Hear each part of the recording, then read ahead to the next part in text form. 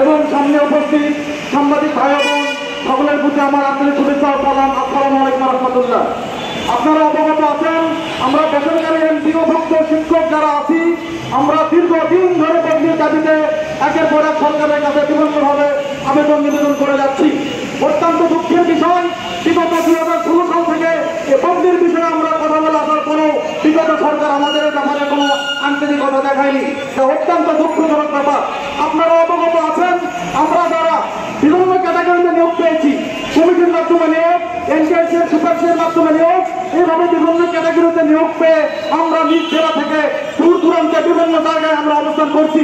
অত্যন্ত কষ্টের বিষয় আমাকে বলতে হয়, আমার মা এতটাই অসুস্থ, আমি যখন বাড়িতে যাই তখন আমার মা অসুস্থ থাকে, আমি যখন বাড়ি থেকে চলে আসি তখন আমার মা আবার অসুস্থ হয়ে যায়। তিনি একজন হার্টের রোগী।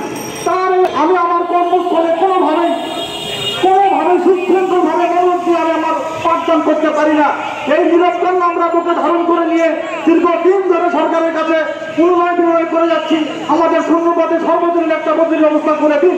কিন্তু বিগত সরকার গত 1 আগস্টে এমন একটা পরিপত্র জারি করেছে, পারস্পরিক বদলি নামক একটা পরিপত্র, যেখানে শুধুমাত্র এনটিআরসির মাধ্যমে সুপারিশপ্রাপ্ত শিক্ষক যারা রয়েছেন তাদেরকে এর আওতায় আনা হয়েছে। আপনারা অবগত আছেন, এই পারস্পরিক বদলি নীতিমালায় সম্মিলিত যতগুলো আমরা বদলির প্রত্যাশী শিক্ষক হয়েছি তার 1% শিক্ষকের সুবিধার আওতায় আসবে বলে আমরা মনে করি না।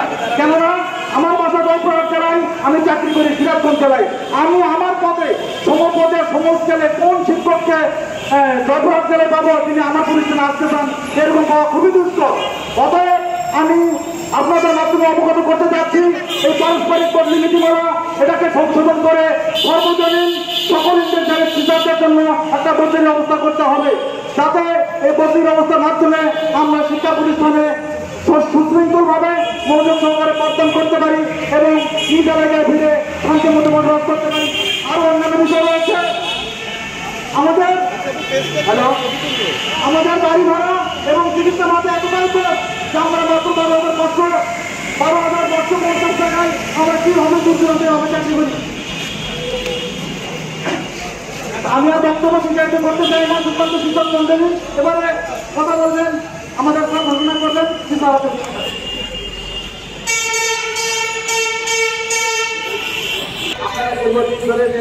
প্রতিষ্ঠান শিক্ষকদের ভর্তির বিষয়।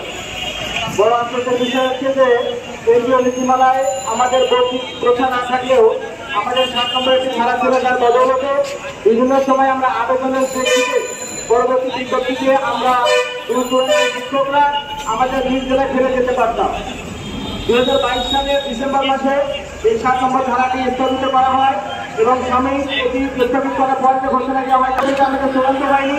এর মধ্যে শুধু পারস্পরিক করা হয়েছে।